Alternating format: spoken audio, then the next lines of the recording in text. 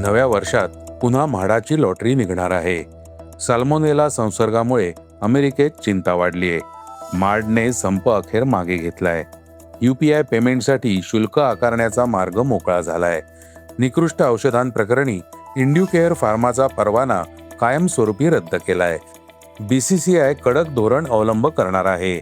अखेर रामायणची तारीख जाहीर झालीय. या बातम्या आपण आजच्या पॉडकास्टमध्ये ऐकणार आहोत. नमस्कार, मी अनिरुद्ध गद्रे. आज 7 ऑगस्ट वार शुक्रवार. तुम्ही ऐकत आहात देशातील number 1 Marathi news website isakal.com podcast. पॉडकास्टची पहिली बातमी आहे म्हाडाची.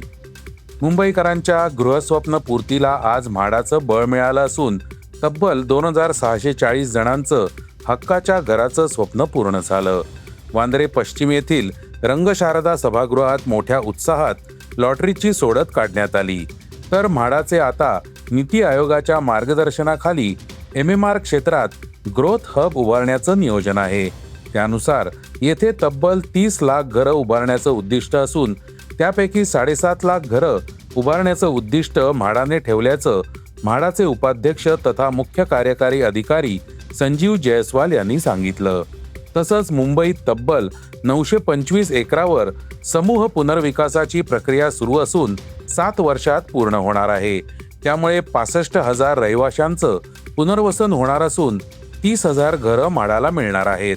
तर 1 लाखाहून अधिक खासगी घरं मुंबईत तयार होणार असल्याचं जयस्वाल यांनी स्पष्ट केलं. म्हाडाच्या मुंबईत मंडळाच्या या लॉटरीत ज्यांना घरं मिळाली नाहीत त्यांनी नाराज होऊ नये. म्हाडा नव्या वर्षात जानेवारी-फेब्रुवारी महिन्यात पुन्हा मुंबईतील घरांची लॉटरी जाहीर करणार असल्याची ग्वाही संजीव जयस्वाल यांनी दिली. पॉडकास्टची दुसरी बातमी आहे तिखट जालापेनो मिरचीची.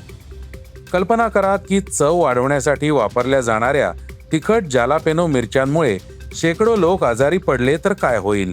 सध्या अमेरिकेत असंच काहीसं घडतंय. मेक्सिकोमधून आयात केलेल्या जालापेनो मिरच्यांशी संबंधित साल्मोनेला संसर्गामुळे 27 राज्यांमध्ये घबराट पसरली आहे. आतापर्यंत 345 लोकांना संसर्ग झाला असून अनेक जणांना रुग्णालयात दाखल करण्यात आलंय. परिस्थितीचं गांभीर्य लक्षात घेता अमेरिकेच्या आरोग्य यंत्रणांनी तपास तीव्र केला असून संशयित मिरच्या परत मागवण्याची प्रक्रिया सुरू केली आहे.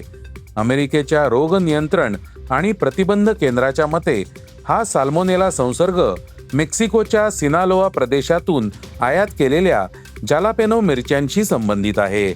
27 राज्यांमध्ये संसर्गाची प्रकरणं नोंदवली गेली असून 36 जणांना रुग्णालयात दाखल करण्यात आलंय. सुदैवाने आतापर्यंत एकाही मृत्यूची पुष्टी झालेली नाही. तपासात असं उघड झालं आहे की बाधित जालापेनो मिरच्या कोस्ट सिट्रस डिस्ट्रीब्युटर्स नावाच्या कंपनीने पुरवल्या होत्या. या मिरच्या चिपोटले मेक्सिकन ग्रिल आणि क्युडोबा यांसारख्या मोठ्या नावांसह अनेक रेस्टॉरंट चेनपर्यंत पोहोचल्या. खबरदारीचा उपाय म्हणून दोन्ही कंपन्यांनी या मिरच्यांचा वापर तात्काळ थांबवलाय. पॉडकास्टची तिसरी बातमी आहे निवासी डॉक्टरांच्या संपाची. मुंबई उच्च न्यायालयाच्या हस्तक्षेपानंतर राज्यातील निवासी डॉक्टरांनी पुकारलेला संप गुरुवारी मागे घेण्यात आला. होमिओपॅथीच्या CCMP पात्र डॉक्टरांच्या महाराष्ट्र मेडिकल काउन्सिल नोंदणी विरोधात सुरू असलेल्या आंदोलनामुळे शासकीय आणि महापालिका रुग्णालयांतील आरोग्य सेवा प्रभावित झाली होती. रुग्णहिताला प्राधान्य देत उच्च न्यायालयाने तातडीने संप मागे घेण्याचे निर्देश दिल्यानंतर सेंट्रल मार्ड आणि BMC मार्डने आंदोलन स्थगित करण्याची घोषणा केली. त्यामुळे राज्यातील शासकीय आणि महापालिका रुग्णालयांतील नियमित आरोग्य सेवा पूर्ववत होणार आहे. मुख्य न्यायमूर्ती रवींद्र घुगे आणि न्यायमूर्ती गौतम अंखाड यांच्या खंडपीठाने आंदोलनाचा अधिकार प्रत्येकाला असला तरी तो रुग्णांच्या जीवाशी खेळ करून वापरता येणार नाही असं स्पष्ट करत निवासी डॉक्टरांना तातडीने कामावर रुजू होण्याचे आदेश दिले. न्यायालयाच्या आदेशानंतर नियमित OPD, IPD, नियोजित शस्त्रक्रिया, विविध वैद्यकीय प्रक्रिया, शैक्षणिक उपक्रम, सेंट्रल लॅबोरेटरी, फीवर OPD सह आंदोलनामुळे स्थगित करण्यात आलेल्या सर्व सेवा पुन्हा सुरू करण्यात आल्या आहेत. आंदोलनादरम्यान आपत्कालीन आणि कॅज्युअल्टी सेवा अखंड सुरू असल्याचं पालिका मार्डने स्पष्ट केलं.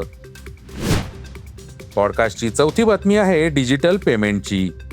आजकाल आपण कुठेही पेमेंट करण्यासाठी फक्त आपला स्मार्टफोन बाहेर काढतो आणि QR कोड स्कॅन करतो. कोणत्याही अतिरिक्त शुल्काशिवाय डोळ्याची पापणी लवते न लवते तोच पैसे हस्तांतरित होतात. डिजिटल पेमेंटच्या या सुलभतेने सर्वसामान्यांचं जीवन खूप सोपं केलंय. या मोफत आणि सोयीस्कर प्रणालीमध्ये एक मोठा बदल होणार आहे. लोकसभेने पेमेंट अँड सेटलमेंट सिस्टीम्स विधेयक 2026 आवाजी मतदानाने मंजूर केलं. या महत्त्वाच्या विधेयकाच्या मंजुरीचा अर्थ असा आहे की भविष्यात तुमच्या UPI व्यवहारांवरील अधिभार किंवा मर्चंट डिस्काउंट रेटसाठीचा कायदेशीर मार्ग पूर्णपणे मोकळा झालाय. पॉडकास्टची पाचवी बातमी आहे इंड्युकेअर फार्माची. निकृष्ट दर्जाची आयुर्वेदिक औषधं तयार करणं, औषध उत्पादनातील गंभीर नियमभंग आणि GMP निकषांचं उल्लंघन केल्याप्रकरणी पुणे जिल्ह्यातील जेजुरी MIDC येथील इंड्युकेअर फार्मा प्रायव्हेट लिमिटेड या कंपनीचा आयुर्वेदिक औषध उत्पादन परवाना अन्न व औषध प्रशासनाने कायमस्वरूपी रद्द केलाय. कंपनीच्या 6 आयुर्वेदिक औषधांना शासकीय विश्लेषकांनी नॉट ऑफ स्टँडर्ड क्वालिटी घोषित केल्याने ही कठोर कारवाई करण्यात आली.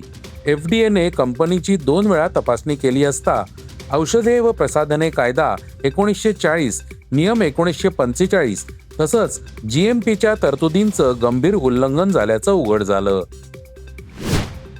पॉडकास्टची 6वी बातमी आहे क्रीडा क्षेत्रातून. आयर्लंड आणि इंग्लंड यांच्या विरुद्ध भारतीय क्रिकेट संघाला पराभवाचा सामना करावा लागल्यानंतर BCCIने कडक धोरण अवलंबण्याचा निर्णय घेतलाय. त्यानुसार फिटनेस अर्थातच तंदुरुस्ती चाचणीच्या नियमात बदल करण्यात आलाय.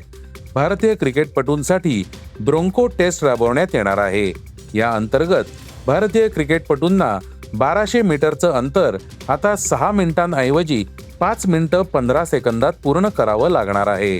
याशिवाय 2 किलोमीटर धावण्यासाठी 9 ते 10 मिनिटांची मर्यादा ठेवण्यात आली आहे. पॉडकास्टची शेवटची बातमी आहे रामायण चित्रपटाची. चित्रपटसृष्टीतील बहुप्रतीक्षित आणि महत्त्वाकांक्षी प्रकल्प असलेल्या नितेश तिवारी दिग्दर्शित रामायण या चित्रपटाच्या प्रदर्शनाबाबत मोठी अपडेट समोर आली आहे. निर्माते नमित मल्होत्रा यांच्या या भव्य दिव्य चित्रपटाचा पहिला भाग दिवाळीच्या मुहूर्तावर म्हणजेच 6 नोव्हेंबर रोजी जगभरात प्रदर्शित होणार आहे. नुकताच या चित्रपटाचा ट्रेलर प्रदर्शित झाल्यानंतर प्रेक्षकांमध्ये प्रचंड उत्सुकता निर्माण झाली होती, ज्यामध्ये केवळ दिवाळीत प्रदर्शित होणार असल्याचं नमूद करण्यात आलं होतं. मात्र आता प्रदर्शनाची अचूक तारीख समोर आली आहे. हे होतं isakal.com पॉडकास्ट अर्थात सकाळचं पॉडकास्ट.